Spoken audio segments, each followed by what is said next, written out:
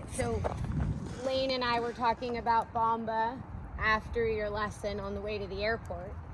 And, you know, we were both agreeing, okay, so his, like, not only flaw, but one of his few downsides is he doesn't have a easy flying change, right? And Lane said, and what that pony hates the most is when you take the wrong bend of the lead, right? Bomba gets really pissed off. Mm-hmm. Like he throws his head in the air and acts like, you know, it's the end of the world. Okay? So if we know that, number one, it's better if we can land leads. So this is how Lane and I got into the conversation. Because he said, you know, we got to get her landing leads better. And I said, yeah, I agree.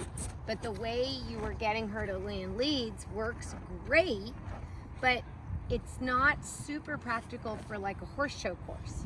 Because you can't turn. Like, if you're on a jump, yeah, it's a soft bending line.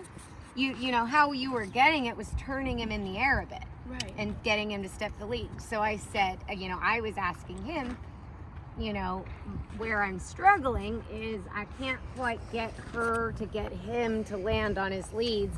So if it's a straight on the straight, or it's a, you know, the way he did it, great, you're getting better at that.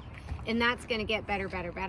But what about when you have to like jump this outside line and go on a nice big rounding turn to that oxer? Right. You know, you can't make him land the right lead over that oxer by turning. Right. You've got to stay straight. So what do you think? What do you think you should do then? Exactly. That's what we talked about. Is, okay, so if there's situations where he lands on the wrong lead, you need to ride the bend of that lead no matter what. Whoa. What if, like, so don't do trot change? You can do a trot change, but here's the key. If you land, let's say you're doing the yellow oxer and you're turning right. Yes. If you land on the left lead, okay, what everybody mostly does is they land on the wrong lead, don't think anything about it, and pull on the reins to trot. Or they pull on the right rein because they're turning right.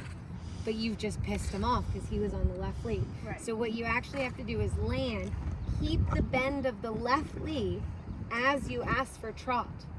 Then change the bend, then canter right. So it's not that you can't do trot changes, but you need to think through your trot change more.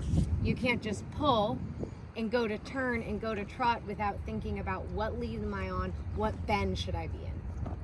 Does that make sense? It does. So that's what we're going to kind of work on today, is building on the landing on the leads, but in those circumstances when you don't, riding the counter canter either to the next jump or to a nice change. Does that make sense? That's my goal. Okay? Okay. Let's do it. Oh, I'm so sore. It's not even funny. I can barely walk. I did 30 minutes of 2-point trot and 47 minutes of 2-point gallop